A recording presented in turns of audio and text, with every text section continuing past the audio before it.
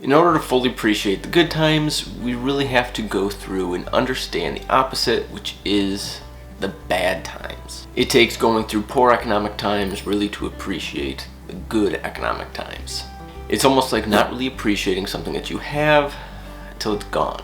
A lot of people my age were still in our teens during the recession and didn't really understand the sort of impact that the poor economy was having on our parents until now. Now, while I do have an emergency fund of over 6 months of expenses, this video is not about emergency funds. I've seen a lot of talk online, both on things like Twitter and Instagram, of the corporate financial world really kind of attacking millennials and whatever, just really any age, not even just a millennial thing, for not having an emergency fund during this. And that's really their talking point, is they're attacking people for not having an emergency funds. And I want to try to get away from that, because people don't have them. How do we help people get through this who don't even have them? Because telling them that they need one isn't going to do anything right now. So really this video is just going to be a bunch of tips for sort of your mental state, kind of things to kind of ease your stress and anxiety that you might have about this, and a few shopping tips that I might have for you if you can actually find anything at the grocery store. I want to make it completely clear that simply shifting your mindset using some of the things that I'm going to tell you is not going to get rid of the problem.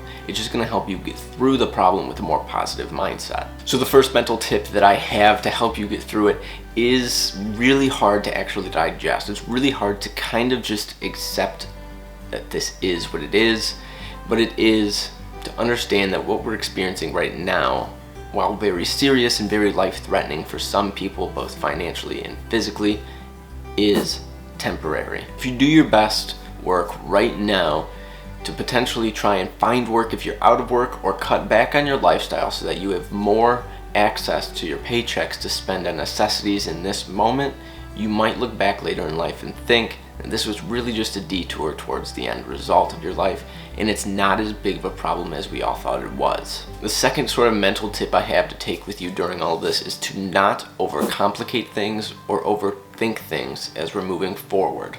When it comes to not complicating things, I simply mean to try and keep your life as simple as possible. When things become very difficult, it's sort of natural for us to try and create some sort of plan after we've backed into a corner to overcome whatever obstacle this is. And I think this is one of those situations with both the economy and everybody's health that we don't want to sit there and try and complicate things.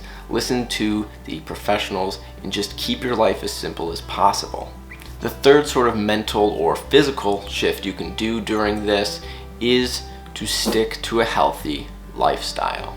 Time and time again, science has given us the information that doing things like eating healthy and exercising has some of the best outcomes for keeping people happy. Now, especially in a time like we have outside of our houses today, these things are not a cure, but again, it's just things you can keep doing during your day to help try and get yourself through this with a positive mindset. You can do these things like going for a walk, going for a run, eating healthy with whatever things you can find at the grocery store right now, and just not trying to sit there and eat whatever you can. Still have the discipline to consume healthy foods and still try and get active. So now that we're going to shift away from more of the mental shifts that you can do, we're going to focus more on the sort of money saving aspects that we can partake in during this time, and really just any time moving forward. And the first one is to buy bulk whenever you can.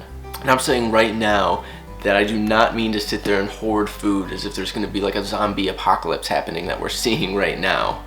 I mean, if you're going to buy, say, 2 pounds of rice each week, maybe just one of those weeks you buy a 5-pound bag and use that for a couple weeks. Generally, buying bulk things like that is going to be cheaper than just buying 2-pound or 1-pound bags every week. One thing that's actually really good when it comes to the sticking to a healthy lifestyle mental shift when it comes to buying in bulk is a lot of times when you go to places like Costco, you're going to be able to find really healthy staples in bulk.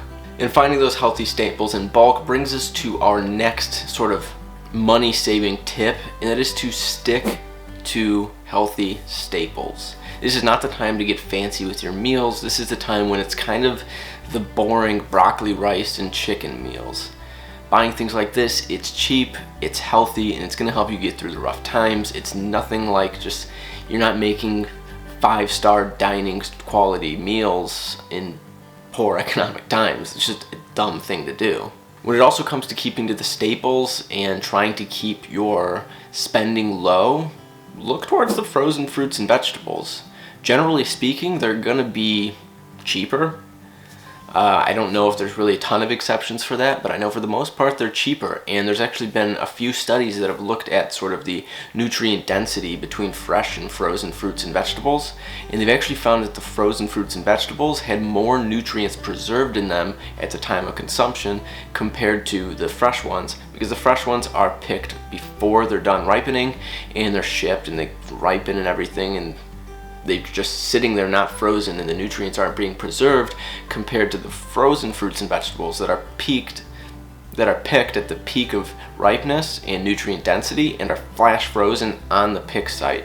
So you're actually preserving more nutrients in the frozen vegetables and fruits compared to the fresh ones when you consume them. Final tip that I have is to opt for the cheaper store brand products when you can. I'm someone who loves cooking, and I understand that a lot of times the name brand products actually do taste better than the store brands. There are obviously exceptions, but in tough times you really should just go for the cheaper option. You're not trying to get fancy with your meals here, you're just trying to get in some food. Just go for the cheaper store names. So thank you so much for checking out this video. I really wish that everybody would stay inside, stay safe, stay happy, healthy, do everything you can. But also, please give this video a thumbs up. Leave a comment down in the description if you have any more tips for other people. And always hit the subscribe button and the notification bell. I'll see you in the next one.